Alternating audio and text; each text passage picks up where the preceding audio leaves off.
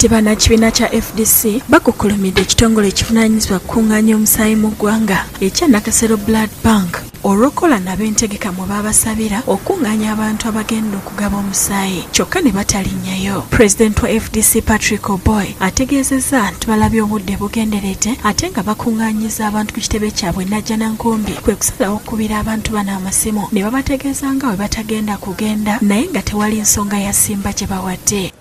Unfortunately, it now turns out that the Uganda blood transfusion services will not be coming to collect blood from the FDC headquarters. Amyuka Ssaabawandiisi w'ekibiina kya FDC agambye nti guno mulundi gwakubiri ng'ekitongole ky'omusaayi kibayiwayo.